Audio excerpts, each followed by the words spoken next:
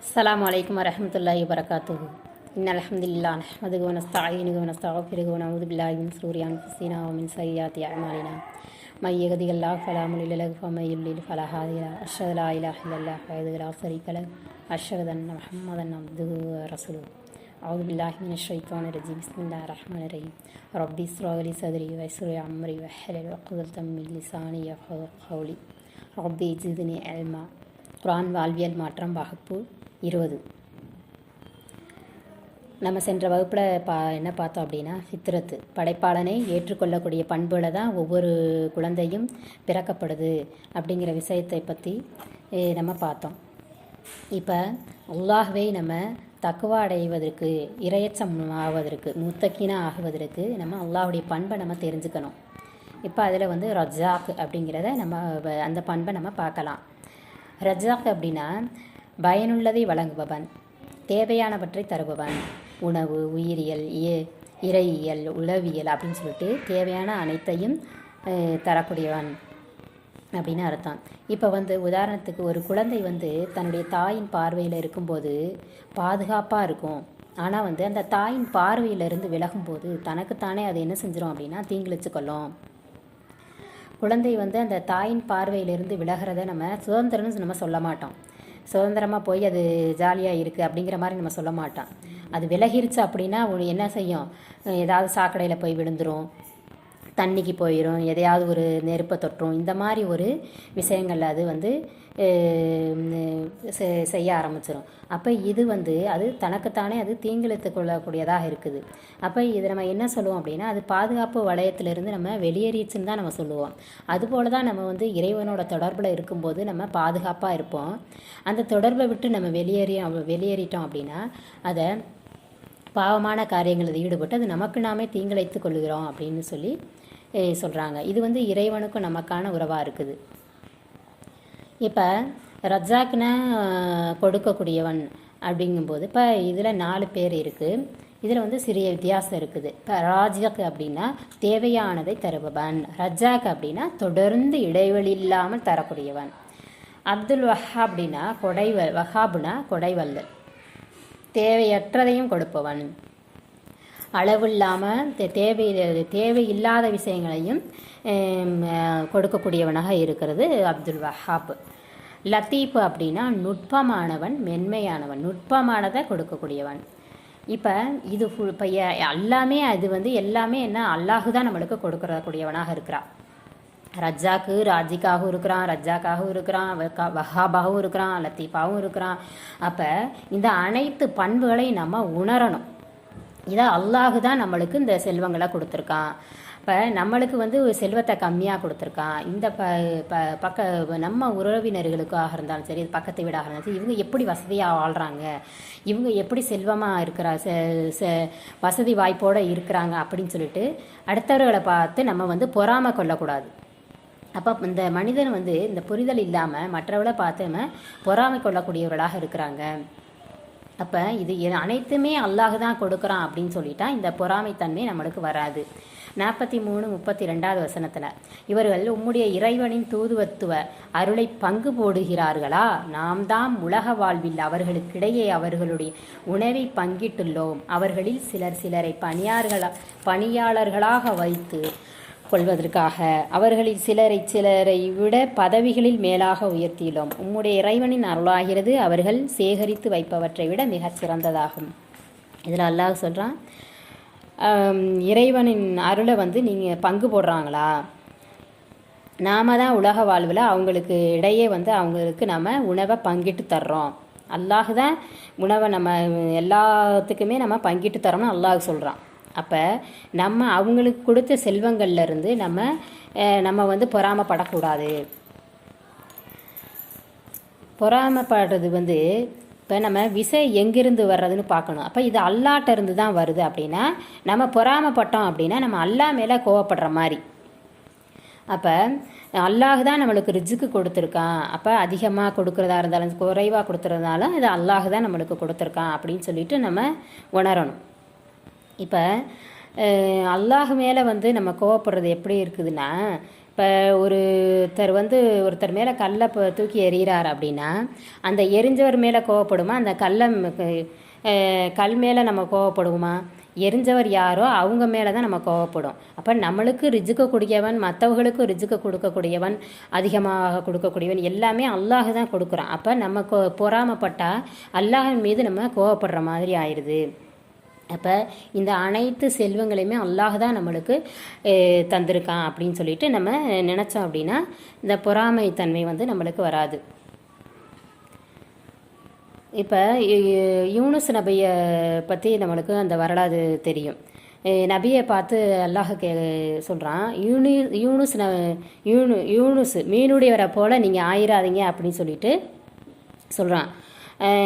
இப்போ யூனுஸ் நபி தன்னுடைய சமுதாயத்திற்கு தஅவாவை எடுத்து வைக்கும் பொழுது அவங்க கேட்கக்கூடியவர்களாக இல்லை, அல்லாஹ்வை ஏற்றுக்கொள்ளக்கூடியவர்களாக இல்லை, இவங்கள நபியாக ஏற்றுக்கொள்ளக்கூடியவர்களாக இல்லை. அப்போ யூனுஸ் நபி இவங்களை அழிச்சிட்றா அல்லான்னு சொல்லிட்டு அல்லாட்ட முறையிட்டு போயிடுறாங்க. திரும்ப பார்க்கும்பொழுது அல்லாஹ் அவங்கள அழிக்க, ஏன்னா அவங்க திருந்திடுறாங்க, அல்லாஹ் அழிக்கலை. என்ன நம்ம அல்லாஹ் இந்த மக்களை அழிக்க சொன்னால் அல்லாஹ் அழிக்கலைன்னு சொல்லிட்டு இவங்க என்ன செய்கிறாங்க, கோவப்பட்டுட்டு வெளியேறும் பொழுது கடலில் மீனுடைய வயிற்றில் யூனுஸ் நபி மாட்டிக்கிறாங்க. அப்போ லா இலாஹ இல்லா அன்த சுப்ஹானக இன்னி குன்து மினல்லாலிமின் அப்படின்ட்டு துவா செஞ்சு அல்லாஹ்விடம் மீண்டு வரக்கூடியவர்களாக இருக்கிறாங்க. அல்லாஹ் அவர்களை காப்பாற்றக்கூடியவர்களாக இருக்கிறான். இப்போ நம்ம அல்லாஹ் மீது நம்ம கோவப்படக்கூடாது அப்படிங்கிறது நம்மளுக்கு தெரியுது. அத்தியாயம் 16:53 வசனத்தில், அருட்கொடையிலிருந்து உங்களிடம் இருப்பவை எல்லாம் அல்லாஹ்வில் நின்றும் உள்ளதாகும். பிறகு உங்களுக்கு ஒரு துன்பம் ஏற்பட்டால் அதனை நீக்க அவனையே கூவி அழைக்கிறீர்கள். அருட்கொடையிலிருந்து உங்களிடம் இருப்பவை அல்லாஹ்வில் நின்றும் உள்ளது. அப்போ நம்மளுக்கு இருக்கக்கூடிய அனைத்து செல்வங்களாக இருந்தாலும் சரி, நம்ம பயன்படுத்தக்கூடிய ஆடைகளாக இருந்தாலும் சரி, இருக்கக்கூடிய இருப்பிடம் அனைத்துமே யாருடையது அப்படின்னா அல்லாஹ்வுடைய அருட்கொடையிலிருந்து தான் வந்துச்சு, அல்லாட்ட இருந்து தான் வந்துச்சு அப்படின்னு சொல்லி நம்ம நினைக்கணும். நம்ம கூடிய யூஸ் பண்ணக்கூடிய ஒவ்வொரு பொருட்களுமே அல்லாட்ட இருந்து, ஒரு சிறிய பேனாவாக இருந்தாலும் இது அல்லாட்ட இருந்து தான் நம்மளுக்கு வந்திருக்கு அப்படின்னு சொல்லிட்டு நம்ம நினைக்கணும். நம்மளுக்கு இருக்கக்கூடிய பிள்ளை செல்வங்கள் அனைத்தும் அல்லாட்ட இருந்து தான் வந்திருக்கு அப்படின்னு சொல்லிட்டு நம்ம நினச்சோம் அப்படின்னா இதில் பணிவு ஏற்படுது. இப்போ நம்ம உழைக்கிறதுனால தான் இந்த செல்வம் வந்திருக்கு அப்படின்னு சொல்லிட்டு நம்ம நினைக்கக்கூடாது. அப்படி நம்ம நினச்சோம் அப்படின்னா பெருமை, ஆணவம் அப்படிங்கிற விஷயம் வந்துடும். இப்போ இந்த ரஜாக் அப்படிங்கிறத நம்ம நினச்சோம் அப்படின்னா, அந்த தன்மையை நம்ம நினச்சோம் அப்படின்னா நம்மளுக்கு ஒரு நிறைவு ஏற்படும், போதுங்கிற ஒரு மனம் ஏற்படும், கோழைத்தனம் விலகும், வீரம் வரும். இப்போ அல்லாஹ் தான் உணவளிக்கிறான் அப்படின்னு சொல்லிட்டு நம்ம சும்மா இருக்கலாமா அப்படின்னு சொன்னால் அப்படி இருக்கக்கூடாது. நம்ம உழைக்கணும், நம்மளுடைய பங்கு இருக்கணும். அப்போ அல்லாஹ் அதை பூரணப்படுத்தி தருவான். நம்ம உழைப்பு இல்லாமல் அது கிடச்சிராது. அல்லாஹ் நம்மளுக்கு கொடுக்குறான் அப்படின்னு சொல்லிட்டு நம்ம சும்மா இருக்கக்கூடாது. அப்போ நம்ம செய்யும் பொழுது அது மனிதன் செய்யும்போது அல்லாஹ் என்ன செய்கிறா அப்படின்னா அதை முழுமைப்படுத்துகிறான். அல்லாஹ்வுடைய பங்கு இருக்குது, இது மனிதனுடைய பங்கு இருக்குது. திருமதியில் 2344 ஹதீஸில், நீங்கள் அல்லாஹ்வின் மீது நம்பிக்கை வைக்க வேண்டிய விதத்தில் நம்பிக்கை வைத்தால் பறவைகளுக்கு இறைவன் உணவளிப்பது போன்று நீங்கள் உணவளிக்கப்படுவீர்கள். பறவைகள் காலையில் வயிறு காலியாக கூட்டை விட்டு இரையை தேடி வெளியே செல்கிறது, மாலையில் வயிறு நிரம்ப கூட்டை வந்தடைகிறது. அப்போ அல்லாஹ் என்ன சொல்கிறான் அப்படின்னா, ஒரு கூட்டிலேருந்து பறவை என்ன செய்யுது, வயிறு காலியாக போகுது, சாயந்தரம் வயிறு நிரம்ப வருது. அப்போ இந்த பறவை எப்படி போகுதுன்னா அல்லாஹ்வின் மீது நம்பிக்கை வைத்து போகுது. நம்முடைய உணவுக்கு பொறுப்பு அல்லாஹ் தான் அப்படின்னு சொல்லிட்டு அல்லாஹை சார்ந்து அது என்ன செய்யுதுன்னா போகுது. அப்போ அல்லாஹ் நம்மளுக்கு உணவு கொடுப்பான்னு சொல்லிட்டு அந்த கூட்டிலே இருக்கலை, அது என்ன செய்யுது, வெளியேறி அதனுடைய இரையை தேடி வெளியே போகுது. அப்போ இது அல்லாஹ் அப்போ அந்த பறவைக்கு அல்லாஹ் உணவை கொடுக்குறான். அப்போ இது பறவையின் பங்கு இருக்குது, இது அல்லாஹ் அதை உணவை கொடுக்கக்கூடியவனாக இருக்கிறான். இது அல்லாஹுடைய பங்கும் இருக்குது. அத்தியாயம் 56 63 64 வசனத்தில், பூமியை உழுது நீங்கள் பயிரிடுகின்றதை கவனித்தீர்களா? அதனை நீங்கள் முளைக்க செய்கிறீர்களா அல்லது நாம் முளைக்க செய்கிறோமா?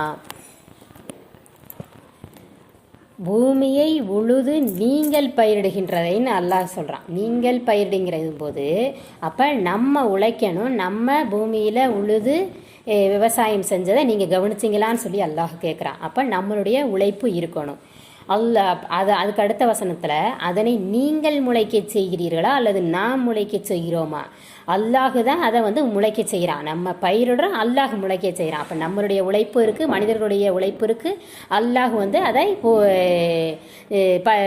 பூரணப்படுத்தி தரான், முழுமைப்படுத்தி தரக்கூடியவனாக இருக்கிறான் அப்படிங்கிறது இந்த வசனத்திலிருந்து நம்ம தெரிஞ்சுக்கலாம். அத்தியாயம் 8 17 வசனத்தில், பத்ர் போரில் எதிரிகளாகி அவர்களை நீங்கள் கொல்லவில்லை, எனினும் அல்லாஹ் அவர்களை கொன்றான். மண்ணை அவர்களின் மீது நீர் எறிந்த போது அதை நபியை நீர் எறியவில்லை, எனினும் அல்லாஹ் தான் எறிந்தான். நிராகரிப்பாளர்களை அடக்குவதற்கும் நம்பிக்கையாளர்களுக்கு தன் புறத்திலிருந்து வெகுமதி வழங்குவதற்காக அழகான சோதனையாக சோதிப்பதற்காகவும் இவ்வாறு செய்தான். நிச்சயமாக அல்லாஹ் செவியுறுகிறவன் முற்றும் அறிந்தவன். அல்லாஹ் என்ன சொல்கிறான்? மண்ணை அவர்கள் மீது நீர் எறிந்த போதுன்னு சொல்கிறான். நீங்கள் எரிஞ்சிங்கன்னு சொல்கிறான்.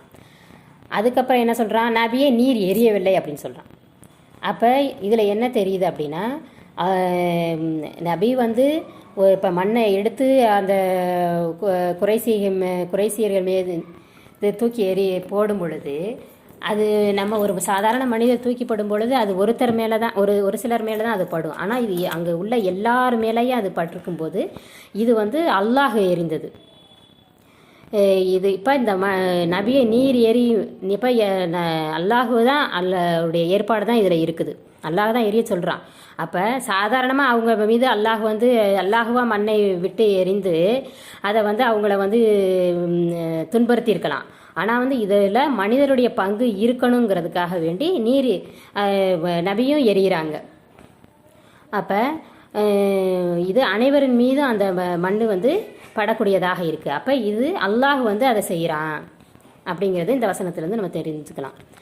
அத்தியாயம் 3 159, நீர் உறுதி கொண்டால் அல்லாஹ்வே சார்ந்திருப்பீராக, தன்னையே சார்ந்திருப்போரை நிச்சயமாக அல்லாஹ் நேசிக்கிறான். நீர் உறுதி கொண்டால், நம்ம ஒரு காரியம் செய்யணும் அப்படின்னு சொல்லிட்டு முடிவு செஞ்சிட்டோம் அப்படின்னா நம்ம அல்லாஹ்வை சார்ந்திருக்கணும்.